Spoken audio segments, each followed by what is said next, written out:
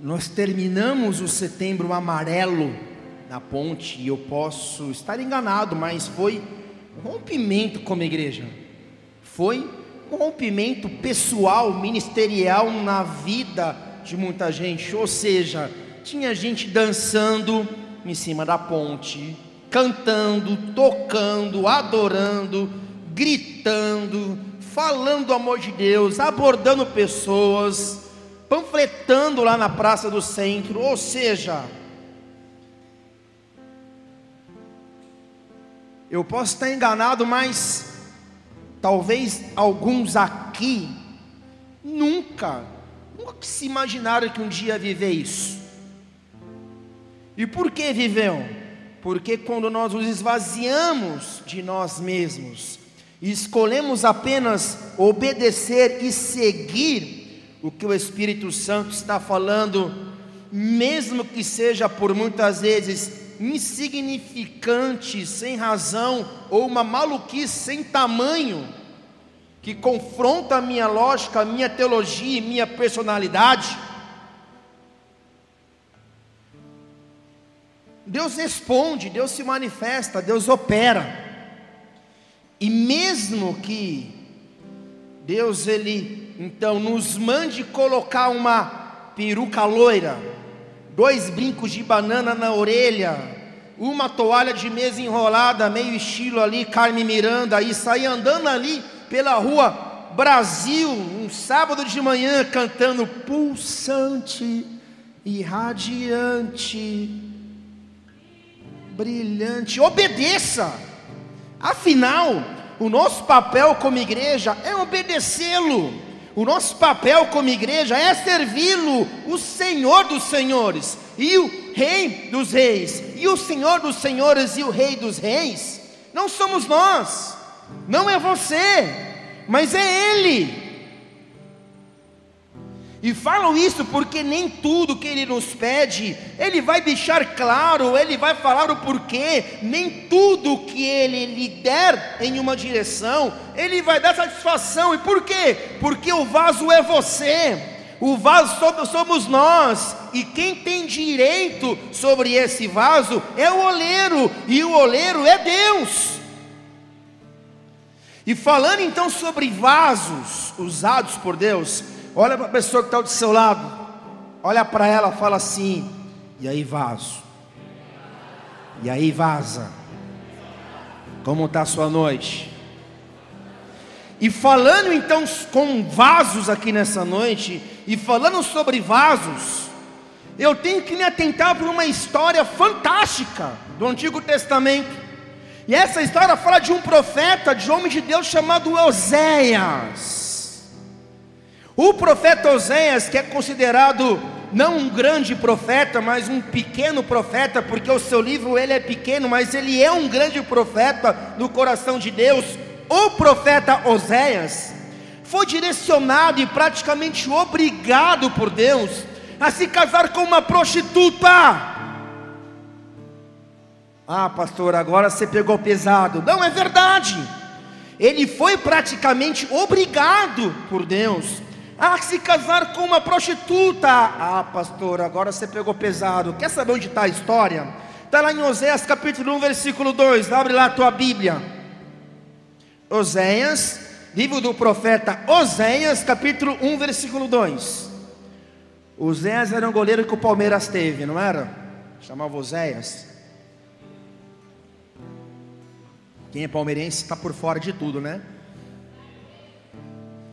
Zagueiro, né? Ah lá, palmeirense sabe.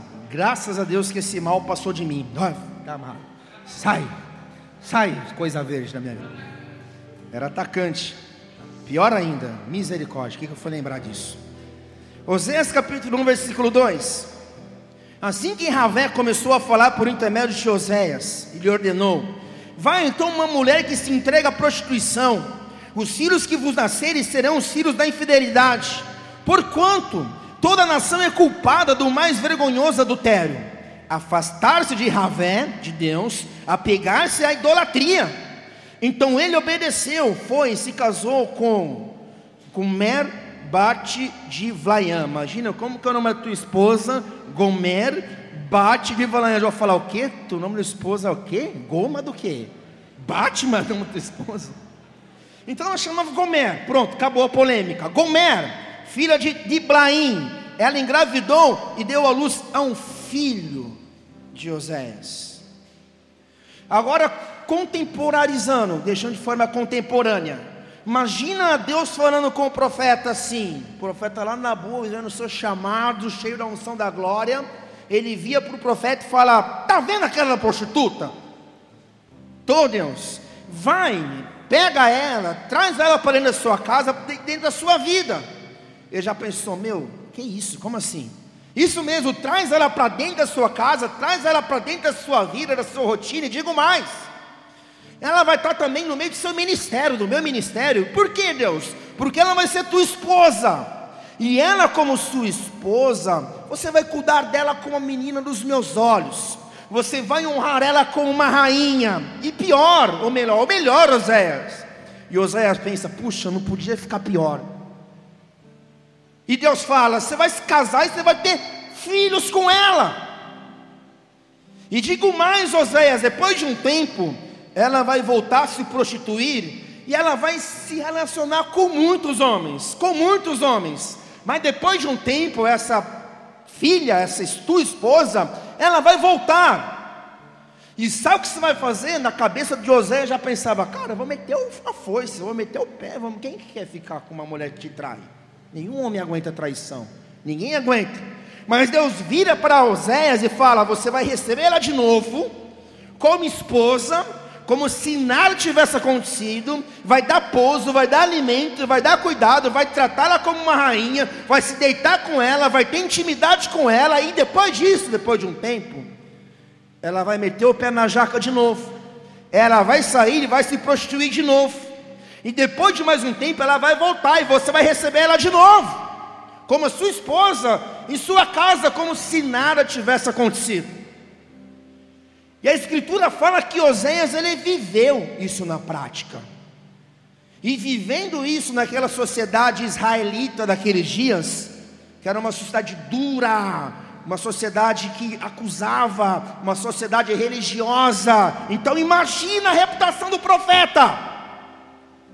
Quem aqui daria crédito ou acreditaria no ministério de um homem que era casado com uma prostituta, com uma meretriz, com uma mulher da vida?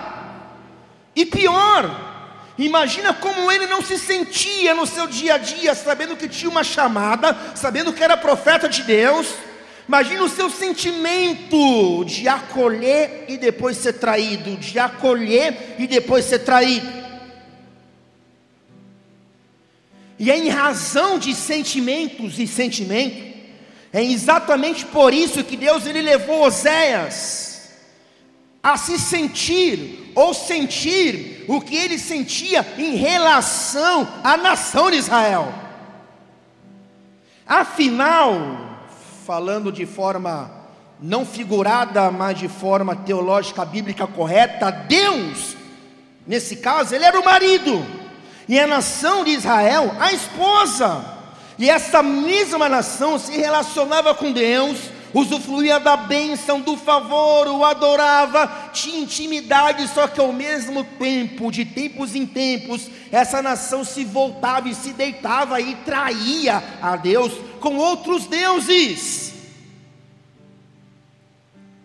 Só que no meio da traição, o bicho começava a pegar, e essa mesma nação se arrependia e se voltava para Deus, e o mesmo Deus acolhia essa nação mais uma vez. Só que logo mais à frente, eles traíam mais uma vez, e depois mais uma vez, e Deus acolhia, e a nação traía, e Deus acolhia, e a nação adorava a Deus, adorava o Criador, adorava o Senhor dos Exércitos, o Yahvé, e adorava e cultuava outros deuses.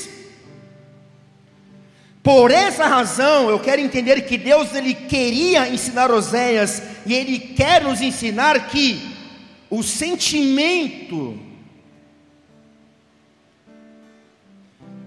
de traição, o sentimento de deslealdade, o sentimento que Oséias sentiu ao se casar e estar casado com uma prostituta, é o mesmo sentimento que Deus tem ou teve em relação ao seu povo. Oséias, saca só, eles me rejeitaram, eles me traíram com falsos deuses, eles me abandonaram, e mesmo eu os tendo abençoado e fazendo tudo por eles, depois de se arrependerem, eles voltaram a mim, eu recebi eles de novo, eu abençoei de novo, só que eles me traíram mais uma vez. Então, Oséias, o que você está sentindo hoje no seu casamento é o que eu tenho sentido há anos e há anos e há anos no meu relacionamento com o meu povo. E sentir o que Deus sente, e sentir o que Deus sente, e sentir o que Deus sente, fala de um peso de intercessão que Deus tem colocado sobre a igreja e sobre os intercessores, de sentir o que Deus sente, de ver o que Deus vê, de se mover como Ele se move. Ou seja, eu só vou ter autoridade sobre algumas circunstâncias quando o meu coração e o coração de Deus se tornam um só. Amém? Mas trazendo para a minha vida e para a sua vida, eu lhe pergunto: como Deus tem se sentido em relação ao nosso relacionamento com Ele? Afinal, no Antigo Testamento, Deus era o marido, Israel a esposa. Só que no Novo Testamento, a igreja é a noiva, e o noivo é Cristo. Então, como Deus tem se sentido em relação ao relacionamento que Ele tem com você? Aí você pode pensar: nossa, pastor, que absurdo, Deus tem sentimentos? Deus tem sim. Os sentimentos de Deus não podem ser estudados como os nossos sentimentos humanos. O que Deus sente não tem nada a ver daquilo que nós entendemos como sentimentos, mas Deus, Ele tem sentimentos. Afinal, Deus, Ele se ira. Afinal, o próprio Deus, quando Deus, Ele se arrepende no juízo da arca de Noé com Noé, Deus se arrependeu de ter criado o gênero humano. Então Deus, Ele se arrepende. Deus, Ele nos ama. Deus, Ele nos ama. E digo mais, Deus, Ele tem ciúmes de nós. Repete comigo: Deus, Ele tem ciúmes. Tiago 4,5 diz: ou imaginais que é sem razão que a Escritura afirma que o Espírito que Ele fez habitar em nós zela com ciúmes dos seus. Ou seja, o Espírito Santo, Ele tem, que é Deus, o Espírito Santo que é Deus, Ele tem ciúmes de nós. Então eu te pergunto: qual é o sentimento que você tem provocado em Deus, como pai, com o seu estilo de vida, no seu relacionamento com Ele? Você tem provocado a ira dEle? Você tem atraído o juízo? Você tem causado ciúmes? Ou você tem desencadeado graça, favor e louvor? Tem uma canção que diz mais ou menos assim, vamos lá. Tem ciúmes de mim, o seu amor é como um furacão, e eu me rendo ao vento de sua misericórdia. Então de repente não vejo mais, eu só vejo a glória. Percebo quão maravilhoso Ele é e o tanto que Ele me quer. Oh, Ele me amou. Oh, Ele me ama. Ele me amou. Oh, Ele me amou. Oh, Ele me ama. Ele me amou.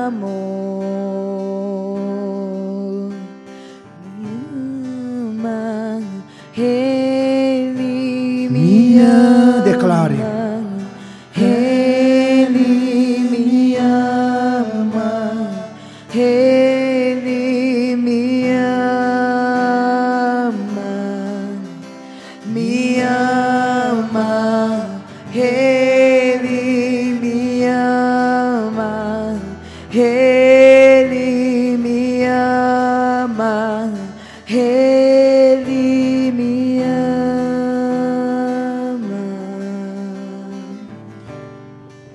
Exatamente isso. Não tem como se relacionar com Deus pela metade. Não tem como se relacionar com Deus entregando apenas 10% da sua vida e da sua existência. Não dá. 2 Coríntios 6,14 diz: jamais os coloqueis em julgo desigual com os descrentes. Pois o que há de comum entre a justiça e a injustiça? Ou que comunhão pode haver com luz e com as trevas? Uma pergunta. Que comunhão pode haver com luz e trevas? Nenhuma. E o autor continua: que harmonia entre Cristo e Belial?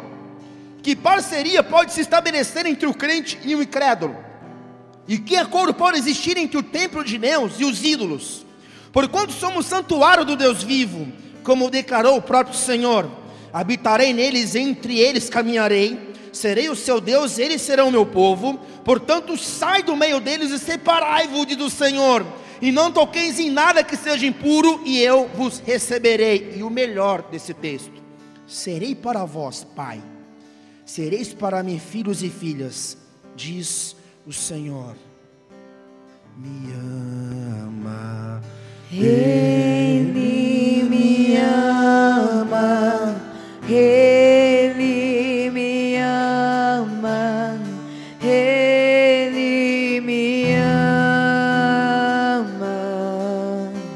Me ama. Ele me ama. Ele me ama. Ele me ama. A base do nosso relacionamento com Deus é o amor. O que nos impulsiona a ser o amor, o que damos a Ele em obediência, a resposta de obediência, de santificação, de servi-lo, está alicerçado em seu amor. Quando nos encontramos com esse amor nos constrange. Quando encontramos esse verdadeiro amor, esse amor nos leva a viver em santidade, a obedecer princípios, e a entregar a Ele tudo o que Ele merece, que é o melhor das nossas vidas, que é o melhor da nossa existência, o nosso dom, o nosso tempo, os nossos talentos, a nossa essência, a nossa capacidade, a nossa virtude, os nossos sonhos, os nossos ouvidos, os nossos olhos, os nossos lábios devem ser entregues em adoração a Ele. Há um outro personagem bíblico que, embora a sua maneira de vivência e o seu chamado não seja um padrão exato de santidade, um padrão exato de inspiração para nós, há um personagem bíblico chamado Saul, o famoso rei Saul, que no início da sua caminhada, que no início da sua chamada, cara, ele foi incrível. Porque não há chamado mais lindo relato na Bíblia, não há relato mais lindo, mais emocionante, pelo menos na minha opinião, do que o chamado desse jovem chamado Saul. Abre lá em 1 Samuel capítulo 9, versículo 1.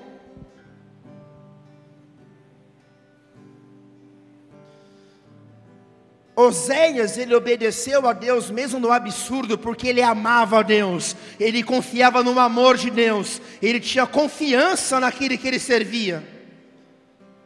E agora nós vemos um jovem chamado Saul, em 1 Samuel capítulo 9, versículo 1. E o texto diz assim: havia um homem entre o povo da tribo de Benjamim, chamado Quis. Ele era filho de Abiel, neto de Zeror, bisneto de Becorate e trineto de Afaías. Quis era um homem abastado e muito influente em sua região. Tinha ele um filho chamado Saul, um belo jovem. Nenhum outro havia entre os filhos de Israel mais bonito do que ele. Os rapazes mais altos chegavam apenas à altura dos seus ombros. Certo dia aconteceu que algumas jumentas que pertenciam a Quis, o pai de Saul, se desgarraram e fugiram. Então Quis pediu a Saul: filho, chama um dos criados e vai à procura das jumentas desgarradas. Percorreram toda a região montanhosa de Efraim, vasculharam a terra de Salisa, mas não as encontraram. Seguiram pelas terras de Salim, contudo as jumentas também não estavam lá. Então atravessaram todo o território de Benjamim, e mesmo com todo esse esforço, não as acharam. Então o contexto desses dias eram dias que um profeta chamado Samuel, ele legislava e governava toda a nação. Mas conta-se todo o relato bíblico que a nação de Israel, notando que todas as nações da terra, elas tinham um rei e um governante, eles foram até o profeta Samuel, e eles foram questioná-lo e persuadi-lo, dizendo: não é justo que todos os povos dessa terra tenham um rei e nós não. E por causa então dessa questão levada a ele, esse profeta ele se levanta, é levantado por Deus. Esse profeta vai até Deus e diz e pergunta e fala: ei Deus, o que eu faço? Porque de fato o profeta era o porta-voz de Deus, e ele mesmo contrariado pelo povo foi consultar a Deus, e Deus lhe respondeu: Samuel, não foi a você que eles rejeitaram, mas a mim. Não se sinta rejeitado, mas mesmo assim eu vejo com bons olhos que meu povo tenha um rei nessa terra para dirigi-los na minha vontade. Sendo assim, eu vou lhe mostrar um homem segundo o meu coração, o meu escolhido, e ele será rei sobre todo o meu povo e realizará a minha vontade. E é nesse cenário então que os planos e desígnios de Deus se entrelaçam com os planos e anseios do coração de Saul. Afinal, o que lemos o texto diz que esse jovem recebe uma missão de procurar as jumentas do seu pai, que haviam fugido e estavam perdidas. Falo isso porque nos dias de hoje, viver de uma forma independente, ou seja, independência no reino de Deus, ela é morte, e gera morte.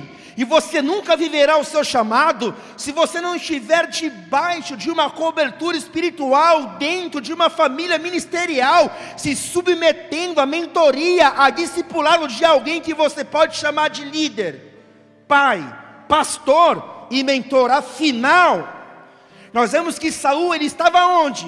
Saul vivia onde? Ele vivia, estava debaixo de um teto.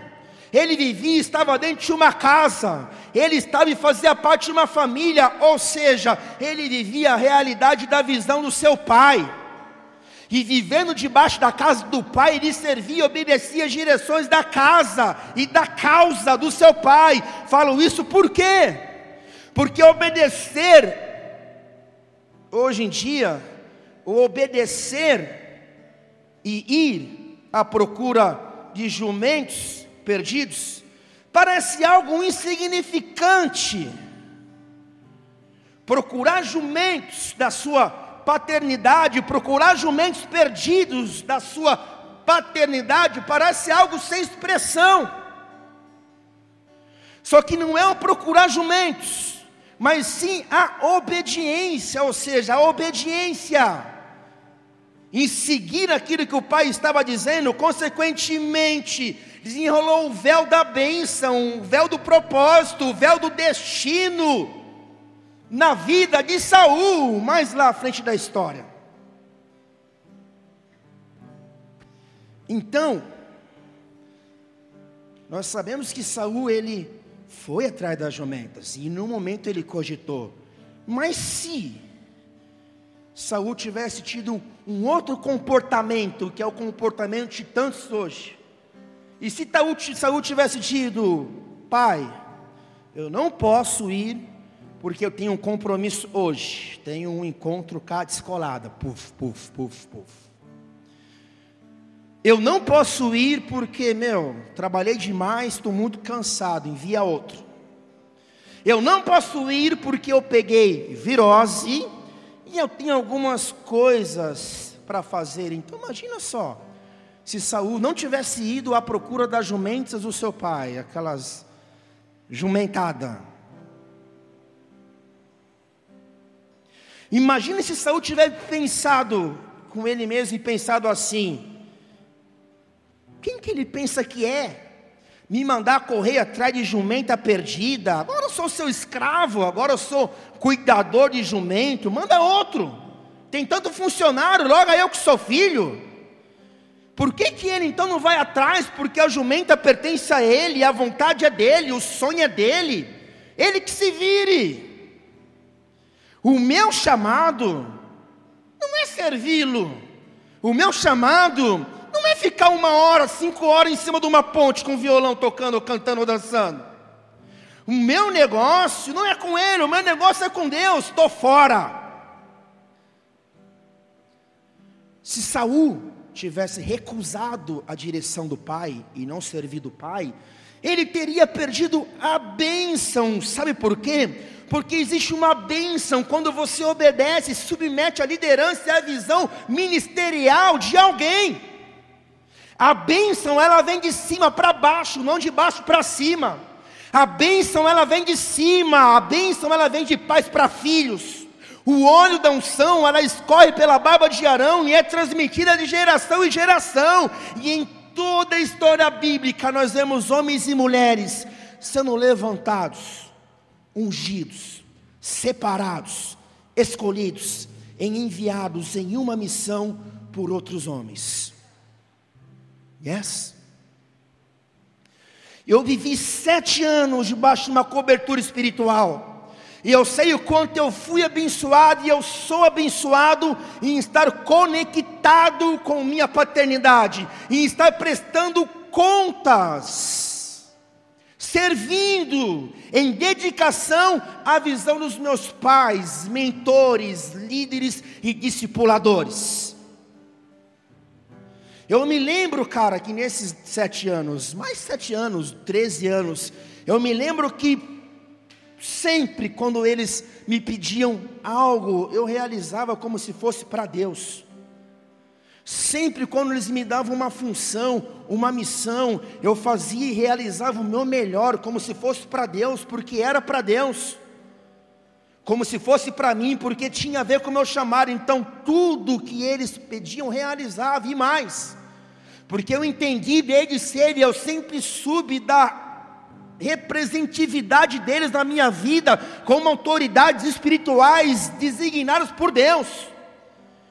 Eu tenho plena consciência que se não fosse eles na minha vida, o envio deles, a cajadada deles, os tantos nãos que eu levei, as direções, se não fosse eles estarem na minha vida, hoje eu não estaria aqui, talvez não existiria Bola de Neve catando uva. Por isso que todas as vezes que nossos pais, pastor Jair e pastora Fabiana, nos pediam algo, era uma alegria, era uma honra, era sinal que eles confiavam em nós. Eu sempre tive um coração quebrantado ao serviço, ao servir, ao se doar. Então quando Deus me conectou com eles no início da minha caminhada, da minha conversão, o tempo todo estava perto, o tempo todo eu estava junto. Posso falar uma coisa? Sem orgulho algum, para a honra e glória de Jesus, eu sou a ovelha mais velha hoje que caminha com o pastor Jair. Todo mundo se desconectou, sobrou eu sou das antigas. Eu lembro do início do chamado dele, do ministério dele. Eu lembro quando eles chegaram em Marília, de Maricunha, para fundar uma igreja que ninguém conhecia esse nome, que todo mundo tinha resistência. Eu me lembro, e eles se lembram. E isso é raro hoje em dia, você conhecer alguém que caminha desde nunca com um único pastor, com uma única paternidade que foi enviada por ela, na mesma igreja, é quase uma utopia. E digo mais, eu já perdi as contas de quantas vezes eu mesmo pastor, e ele fala, cara, agora você é pastor, agora eu não estou direcionando, eu estou pedindo, mas mesmo ele pedindo, eu vou e faço. Eu abro mão do culto de quinta, eu abro mão do culto de domingo, eu mudo a agenda de aconselhamento. Tudo que ele pede eu vou e realizo com excelência, e vou e sirvo. No sertão, eu fui para servi-lo ano passado. Esse ano eu fui para servi-lo e acabei liderando, porque eu servi como todos os outros filhos na fé serviram. Eu servi como todos os outros filhos na fé, novos convertidos, serviram lá no sertão. Construí, peguei areia, peguei cimento, peguei pá, peguei carriola. Eu não fiquei fazendo bico. Eu sou pastor, eu não poderia estar aqui fazendo esforço. Porque eu entendo o que é servir. Eu entendo o que é serviço.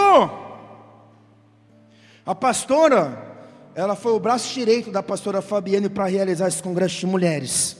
Tinha vezes que ela estava cuidando das coisas dela, das coisas da igreja e das coisas do congresso, ligando para o palanquim, ligando para o preletor, ligando e tendo contato com a pastora Denise. Chegou na quinta-feira, ela falou assim: amor, sexta eu vou para Rio Preto, porque eu sei que a pastora Fabiana está precisando de mim sem a pastora pedir.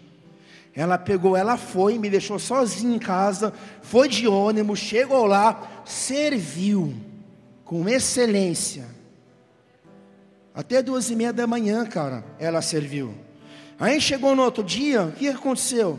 A gente acha que as coisas acontecem à toa. Sabe o que aconteceu? A pastora Fabi honrou a vida dela, porque ela foi a única pastora da região que trouxe a palavra do dízimo e que pegou o microfone e que falou alguma coisa. Isso nós entendemos que foi uma honra. Por quê? Porque a pastora foi lá e honrou. A pastora foi lá e realizou. A pastora foi lá e podia ter pensado: mas não é meu ministério é Catanduva, tem nada a ver com Rio Preto mais. Mas mesmo assim, mesmo depois de enviado, assim como eu, mesmo depois de nós sermos enviados, pode passar 10 anos, pode passar 15 anos, ele sempre vai ser meu pastor, cara. Eu sempre vou reconhecer ele, mesmo que o meu ministério se torne maior, mesmo que eu pregue melhor, mesmo que eu me destaque mais do que ele, cara, isso não vai fazer diferença alguma. Por quê? Porque para mim, ele é o mesmo pai que um dia me acolheu, ele é o mesmo pai que um dia me deu destino, ele é o mesmo pai que fez o meu casamento, ele é o mesmo pai que depositou confiança e fé em mim, quando ninguém mais acreditava. Não vai mudar. Pode mudar para a Bahia, para os Estados Unidos, não vai mudar. Posso conhecer preletor, pastor, eu amo e honro a vida do apóstolo Rina, mas antes dele, cara, meu pai é o Jair, com todas as falhas e defeitos e acertos, com todas as limitações de homem, meu pai é o Jair, meu pai espiritual, no reino espiritual. Deus olha para trás e fala assim: quem é o pai dele? O pai dele é o Jair, e o pai dele é a Fabiane. E eu lhe pergunto: quem são seus pais espirituais? Será que Deus pode olhar para você e falar: quem são seus pais? Seus pais são os pastores Marcelino e a pastora Ângela? Ou você, mesmo estando na igreja, debaixo da nossa paternidade, do nosso pastoreio, ainda vive uma orfandade? Todo mundo para você é pai por aí, e você não é filho de ninguém, menos aqueles que são reais. Aqueles que são reais não servem, mas todos são pais. Todas as vozes são pais, menos aqueles que estão aqui. Então quem é você? Você é filho nosso ou não? Você tem DNA nosso ou não? Você tem que se perguntar, porque isso determina o teu destino. Amém? Aplaude o Senhor.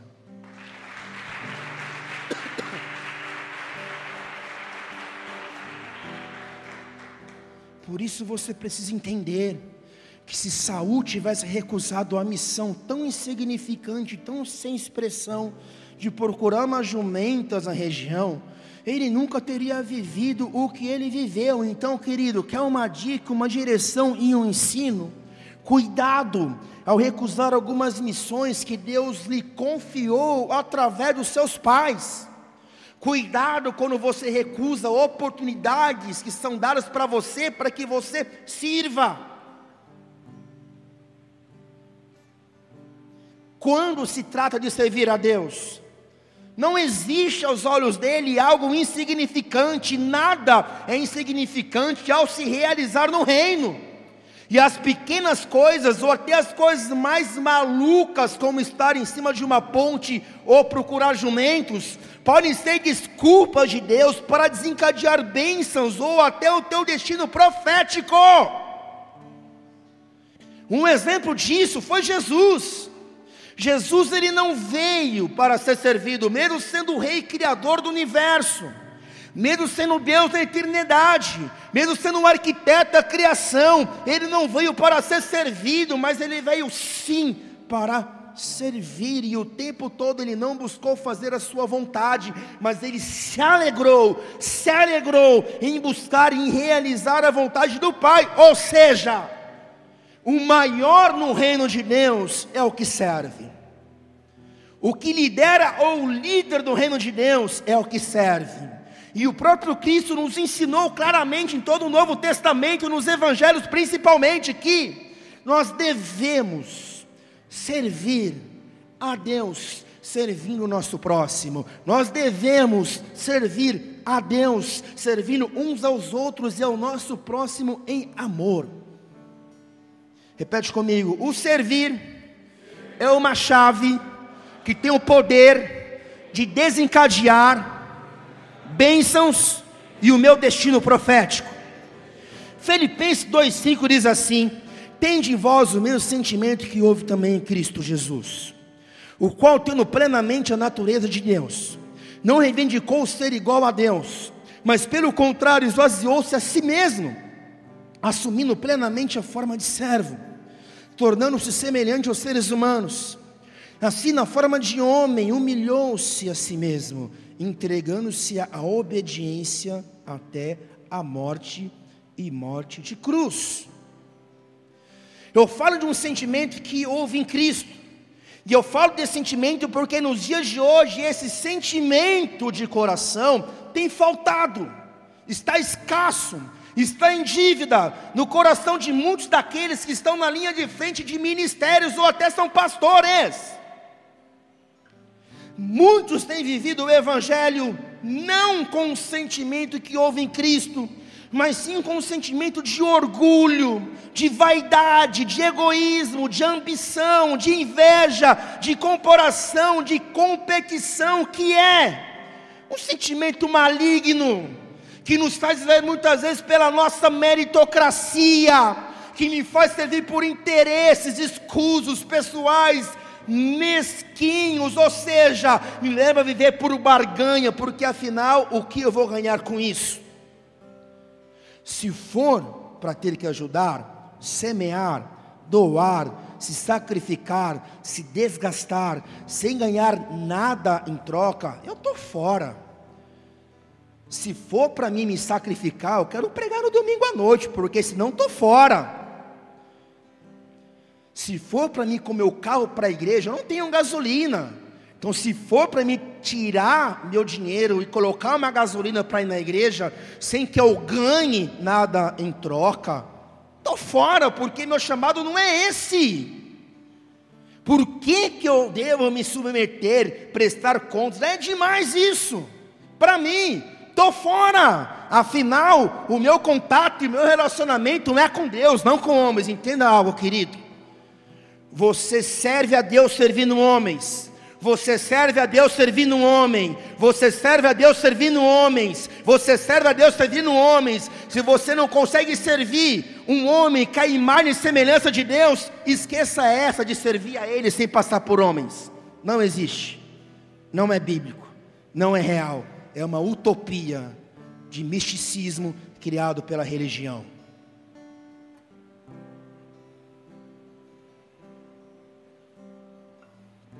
Você tem como chamado servir a Cristo, servir a Deus, porque de fato o próprio Cristo serviu, e Ele serviu de uma forma autêntica, com um sentimento autêntico, baseado num amor altruísta. Ele serviu de forma autêntica, de forma verdadeira, baseado no amor da gratidão. Ele serviu de forma autêntica e verdadeira através do amor da devoção. Ele serviu de forma extraordinária e extravagante através de um amor sacrificial, de um amor ágape. Ele se entregou totalmente, ou seja, Ele serviu em alegria. Ele serviu pelo prazer de ajudar, de colaborar. Ele veio dar. Ele veio fazer parte. Imagina se Deus descendo dos céus e fazendo parte da realidade de vida da humanidade. Ele se alegrou, Ele honrou, Ele amou, ele se doou pelo próximo, por aquele que estava perto, por aquele que estava longe, por aquele que não merecia. Então, querido, a dádiva do Evangelho não está em ser servido, a dádiva do Evangelho não está em ser honrado, a dádiva do Evangelho está em honrar. A dádiva do Evangelho está na gratidão.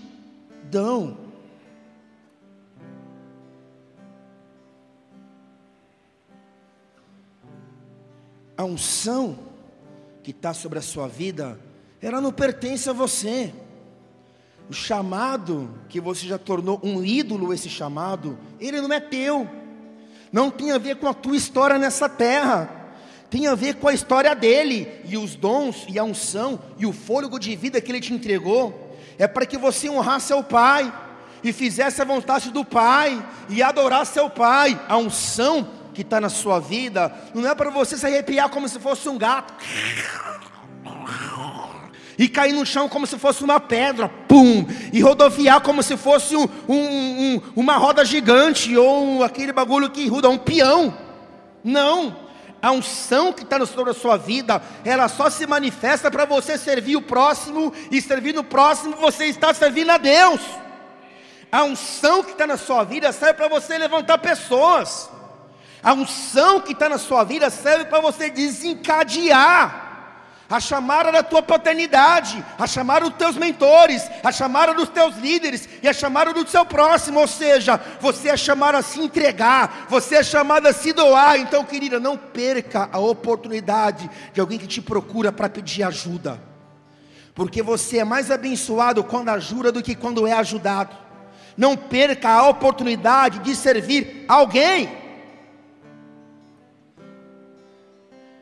E essa é a patologia que está na igreja nos dias de hoje. Por quê?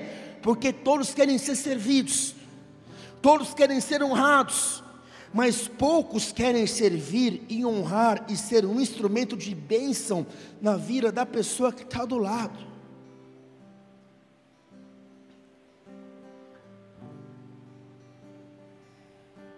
Ah, mas eu sou toda poderosa, mulheres sobrepoderosas. Sabe quem você é? Você é o jumentinho que Jesus montou para entrar em Jerusalém. Você é aquele jumento que passa na história, que ninguém persegue, porque todo mundo ali está olhando Jesus. Sabe quem você é? Você é aquele que carrega a arca. Você é o levita.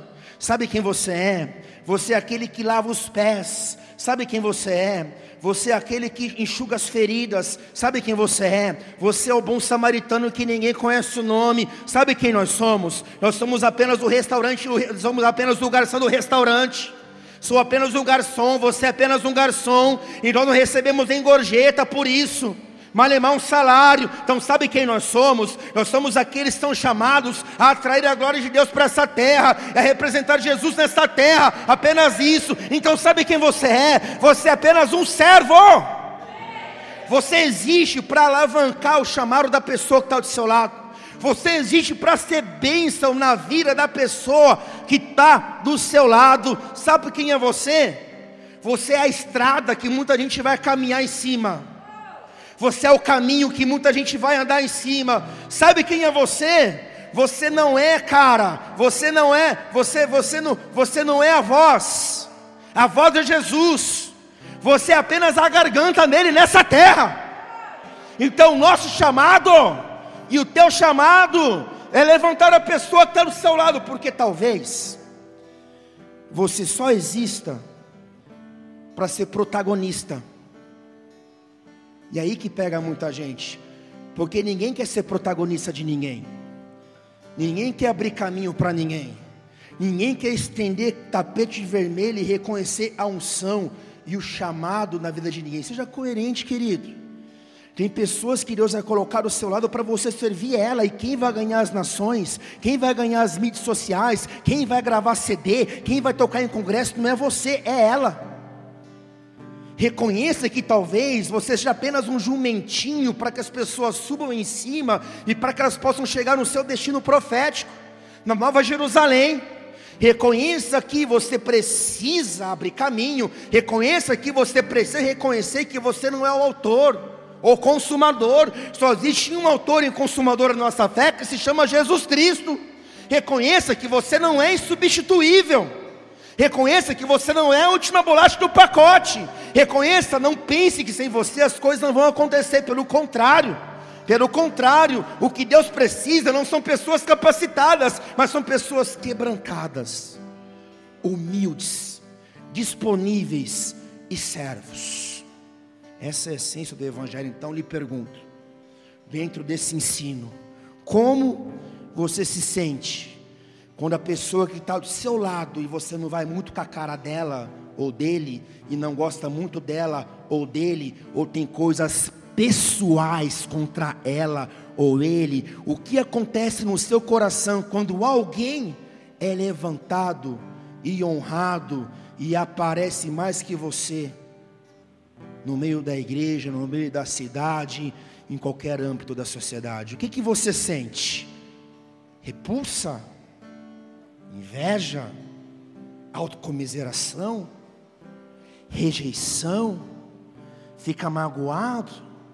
O que você sente ou se sente quando você vê que o último que chegou na igreja, ele chegou depois do que eu, e já foi levantado diácono, presbítero, pastor, já foi ungido, já foi enviado, ele chegou depois do que eu e já está sendo usado? Como assim? Isso não pode. Eu pisei no pé do dilúvio, querido. O reino não é teu, o reino é de Deus. O reino não é teu, o reino não é de Deus. Você não tem nada a ver com isso. Cuida da tua vida, cuida da tua história, serve a Deus, se alerta a pessoa que está do lado. E posso falar uma coisa para você? Se Deus está falando com você, sabe o que você tem que fazer? Se você se sente rejeitado quando vê alguém que canta melhor do que você, alguém que toca, alguém que tem mais unção, ou se você se sente desprezado, porque agora o pastor só dá atenção para fulano, para mim, porque agora é fulano que se destaca, porque agora, se você se sente com um sentimento de inveja, de comparação, que tem raiz no orgulho, sabe o que você tem que fazer, cara? Você tem que ir até essa pessoa, ofertar na vida dessa pessoa, abençoar a vida dessa pessoa, comentar todas as fotos e post na vida dessa pessoa, honrar a vida dessa pessoa, chamar para fazer um churrasco na sua casa, dar o dinheiro para ela ser impulsionada, dar presente. Sabe por quê? Porque só aí você vai ser curado desse mesquinharia, desse orgulho, dessa soberba e dessa inveja. Deus não age na vida de alguém que vive nas obras da carne, que ministra na obra da carne, que ministra na carnalidade. Os espirituais não são aqueles que rodopiam. Os espirituais são aqueles que servem, aqueles que são protagonistas, aqueles que estão jumentinhos e falam: pode subir aqui todo mundo, cara, pode entrar em Jerusalém, porque eu vou impulsionar vocês, porque eu vou levantar vocês. Então entenda, quando você serve, você é servido. Quando você honra, você é honrado. Quando você alavanca pessoas, você vai ser alavancado. Do contrário, esquece.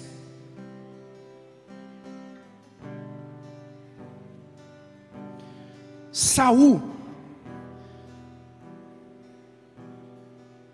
ele ouviu o pai, e ele saiu em busca dos jumentos do seu pai, e a palavra fala que ele não encontrou, e chegou um momento que ele já estava tão desanimado, tão entristecido, porque ele não tinha cumprido a missão. Chegou um momento que ele disse para o seu escuteiro, para aquele que estava do lado dele, seu amigo, teve um momento que ele falou assim: eu vou voltar para casa, eu vou recuar, porque nós não achamos. Só que o escuteiro vira para ele e fala assim: por que não vamos à casa do vidente? Ou melhor, vidente no Antigo Testamento é a mesma coisa que profeta. O profeta mora aqui perto. Por que não vamos até o profeta Samuel? Ouvi falar que ele é possuidor dos oráculos de Deus. Ouvi falar que ele direciona. Ouvi falar que ele sabe de todas as coisas, futuro, passado e presente. Ouvi falar que ele revela pensamentos. Ouvi falar que por muito tempo ele governou e governa essa nação e dá direção a todos os cabeças da tribo de Israel. E nessa, obedecendo esse conselho, Samuel então foi em busca do profeta, para que de fato ele pudesse obter direção da onde estavam as jumentas do seu pai. Saca só, ele não foi no profeta para buscar uma direção para ele, ele foi no profeta buscar o profeta porque ele queria uma direção para o pai dele. Ele não aceitava ter perdido as jumentas do pai dele, de tanta honra que ele tinha pelo pai.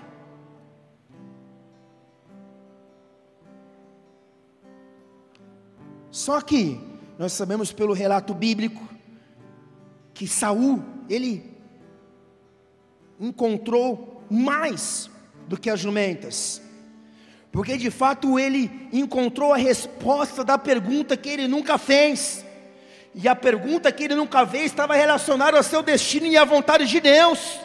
1 Samuel capítulo 9 versículo 14, subiram então à cidade. Quando iam atravessando a porta, Samuel saía em sua direção, a caminho do altar do monte. No dia anterior à chegada de Saul, o Senhor havia revelado isto a Samuel: amanhã, por volta desta hora, enviar-te-ei um homem da terra de Benjamim, unge-o como líder sobre Israel, o meu povo. Ele libertará o meu povo do domínio dos filisteus, porque tenho observado o sofrimento do meu povo e ouvido os seus pedidos de socorro. E assim que Samuel fixou os olhos em Saul, o Senhor lhe deu a entender: é precisamente esse homem de quem te falei, é ele a quem governará o meu povo. Uau! Foi nos servindo o Pai, foi servindo e obedecendo a direção do Pai, foi buscando não seus interesses, mas buscando os interesses do Pai, foi atrás das jumentas perdidas, em que ele se encontrou com o profeta.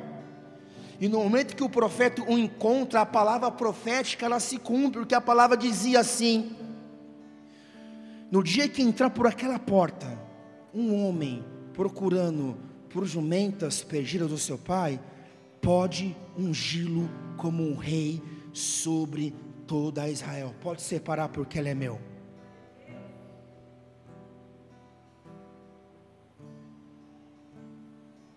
Um dia você chegou nessa casa buscando por respostas.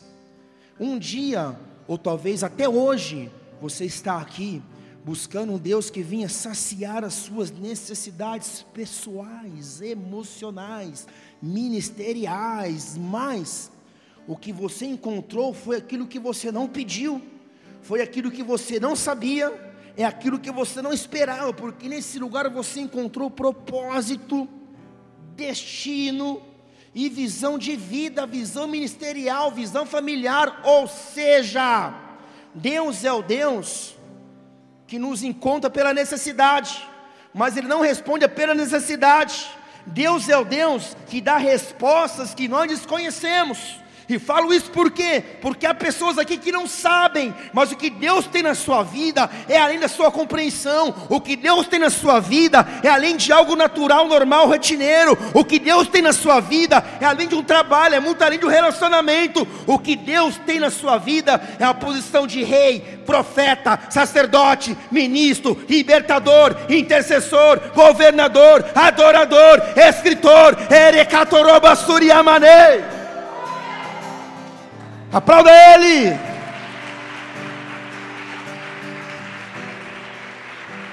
Deus, Ele enxerga em você algo que não existe aos olhos humanos, mas existe na eternidade. Deus, quando te encontra, Ele chama a existência o Rei, Ele chama a existência o Libertador, Ele chama a existência a sua chamada que já está dentro de você. Deus, quando Ele te chama e Ele te escolhe, Ele não te escolhe, não te chama pela sua conta bancária, Ele não te chama pelo nome da sua necessidade, Ele te chama pelo nome do seu destino. Então quem é você em Deus? Quem é você em Deus? Porque quem você é e como você se vê em Deus vai determinar os seus próximos 10 anos, porque a unção, ela se manifesta para que você viva o seu destino profético nele.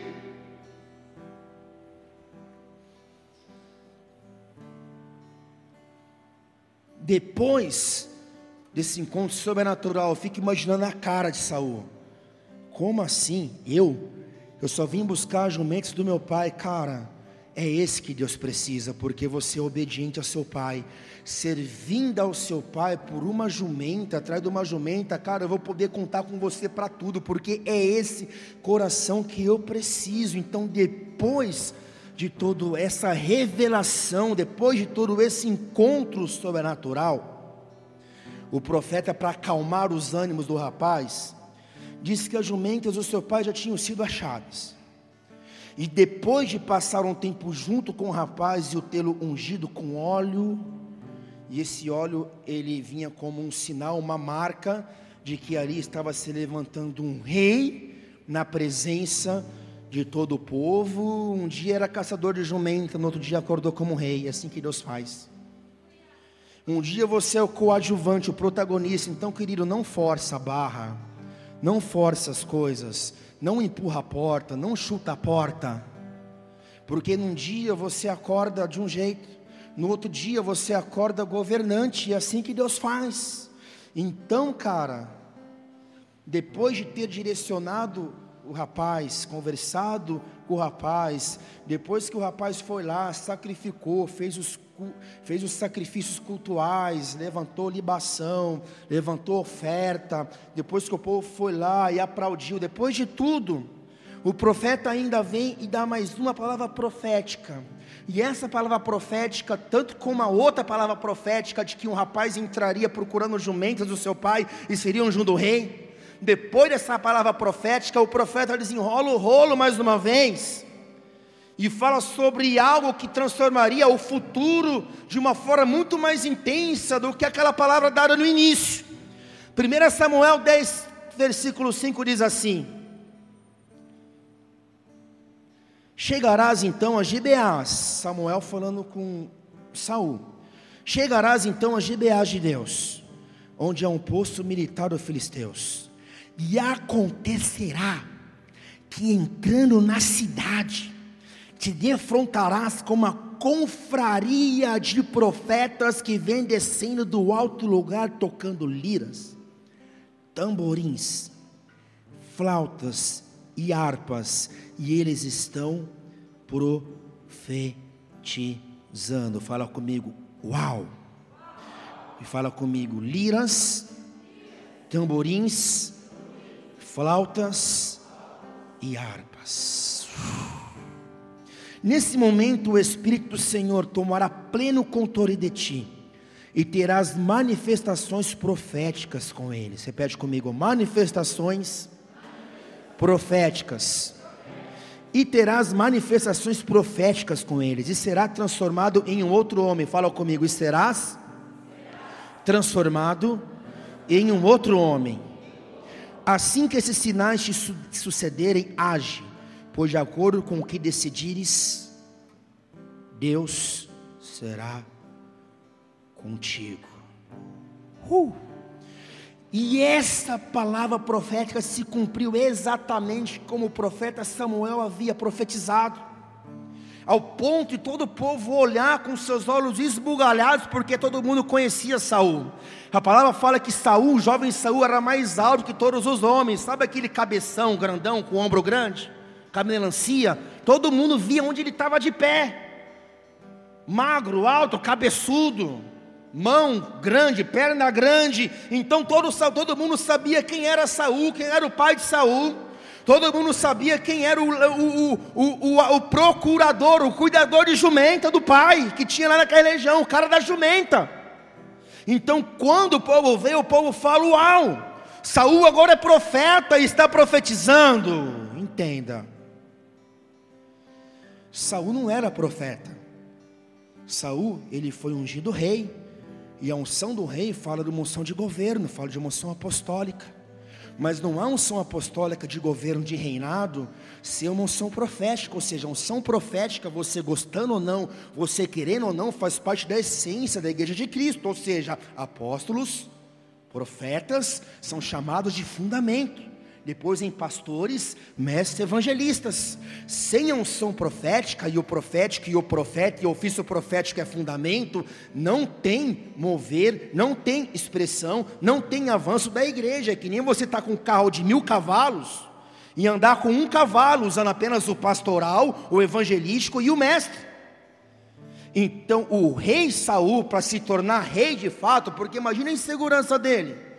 Como que eu vou governar? Como que eu vou liderar? Eu cuido de jumenta. Como assim com esse cabeção? Não vai caber nem a coroa.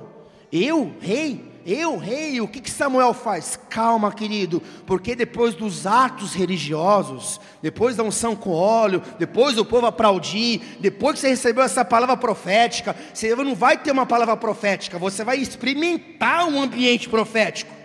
Então quando os profetas vêm, pega só, liras, tamborins, com seus instrumentos, tocando, havia mais que música, havia um ambiente profético, então eu entendo que música e profecia tem tudo a ver, música e o ambiente profético tem tudo a ver. A música no altar da adoração, ela deve produzir a atmosfera, não emoção, não que é uma comoção. A emoção e a comoção vem, mas a emoção e a comoção não pode substituir o mover do Espírito Santo, porque uma música cantada é uma coisa, mas uma música que se move em profecia, em unção, traz cura, libertação, ativação, destrói os principados e potestades, expele os demônios e leva um povo ao arrependimento e à salvação.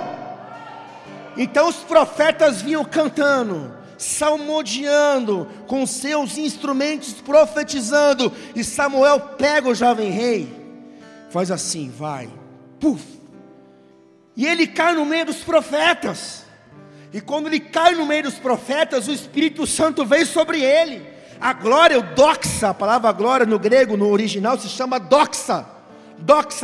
A opinião, doxa se chama opinião. A opinião de Deus vem sobre ele, a vontade de Deus vem sobre ele, a capacitação do Espírito Santo vem sobre ele. E de um jovem cuidador de jumentas, ele se vê capacitado numa unção apostólica, numa unção de governo, numa unção de reinado, para fazer aquilo que homem comum não pode fazer, para fazer aquilo que as suas capacidades naturais não podem realizar, para liderar um povo, para liderar uma nação, para se tornar rei e governador.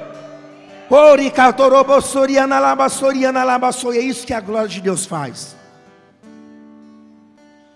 A glória de Deus, o doxa, ela transforma os ambientes. Mas a glória quando vem, quando a atmosfera de um lugar muda, quando a atmosfera de uma cidade muda. Sabe por que motivo isso acontece? Não para que haja manifestações, porque vai ter. Quando a glória de Deus vem, se você não tem um chamado profético, até quem não tem um chamado profético começa a profetizar. Até quem não é intercessor começa a interceder. Até quem não é de oração começa a orar. Até quem está perdido no espaço, não sabe o que está acontecendo, começa a receber cura, libertação, começa a ter visão. Porque é isso que esse ambiente glória faz. Ele transforma as realidades onde a glória se manifesta. Só que mais que isso, o ambiente é transformado para que o trono venha. O ambiente é transformado, a atmosfera é transformada para que o trono se estabeleça. Então o que Saul precisava não era de um psicólogo, não era de um psiquiatra, não era de mais informação, não era de um coach, não era de dentista, não era de alguém que vinha ali fazer algo fino, não era de um médico. O que Saul precisava era ter um encontro com a glória, com a presença, com o Espírito Santo, com o agir de Deus. O que ele precisava para governar essa nação é uma unção profética, e essa unção profética o habilitou a se tornar rei, governador e se mover de forma apostólica,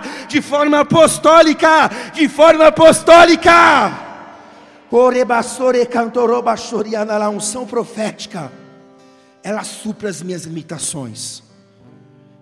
A unção profética, ela me capacita a me tornar outra pessoa. Quer um exemplo? Abrão, quando foi visitado pela glória de Deus, se tornou Abraão, pai de multidão, pai da fé. Moisés, quando foi visitado no Sinai, na sarça que ardia e queimava, a sarça se queimava, mas não se queimava, e Deus falava. Moisés, quando se encontrou com Deus, ele se tornou o quê? Um libertador de Israel, um profeta. Todos os sacerdotes, juízes, profetas e reis do Antigo Testamento só viveram os planos e propósitos de Deus nessa terra porque um dia foram visitados de forma sobrenatural por Deus. E mais que uma visitação, eles se tornaram habitação dessa glória. Os discípulos eram pescadores incultos, mas depois de se encontrar com essa glória, e essa glória se chama Yeshua, se chama Jesus, eles se tornaram apóstolos de Cristo, apóstolos de uma geração, porque foram visitados e permaneceram na visitação, porque se tornaram habitação. Saulo, perseguidor da igreja, Saulo o grande, perseguiu a igreja, matou cristão, matou família, opositor ao evangelho de Cristo. Um dia no caminho de Damasco, o céu se abre, a glória vem, e ele deixa de ser Saulo o grande e se torna Paulo o pequeno, o grande apóstolo de Cristo, o maior apóstolo de todos os tempos, a ponto de dar sua vida como mártir por amor ao evangelho. Então, querido, a gente precisa desse doxa, dessa opinião do céu. Nós precisamos dessa glória, nós precisamos voltar a queimar. Todos os mártires morreram queimados por fora, mas queimavam ainda mais por dentro. Então eu te pergunto, você tem queimado? Pelo que você tem queimado? Você tem buscado a glória? Em 1 Coríntios 13 fala, buscai o dom de profetizar. Não é à toa que está na escritura. Nós precisamos buscar essa unção profética legítima, porque é a unção profética que me habilita a liderar, a governar, a fluir, a romper. É uma unção que traz rompimento no céu e na terra. Nós precisamos gerar um movimento profético através da adoração. Músicos dessa casa, você não é cantor, você não é músico, você é servo. Não é você que escolhe o repertório. Você está na casa de um pai de destino, você está no ministério profético apostólico. A tua função é ser como tangedor e cantarolar e gerar ambientes por fé e pela fé. Algumas pessoas na ponte, que não são nem na intercessão, chegaram e falaram assim: pastor, enquanto os meninos estavam adorando, eu ouvi um leão rugindo em cima da ponte. Porque não acontece aos olhos visíveis, acontece no invisível. E invisível você entende por fé. Não é sentimento, é posicionamento, é escolha. Eu vou adorar, eu vou entregar, independente do cenário, se é favorável ou não.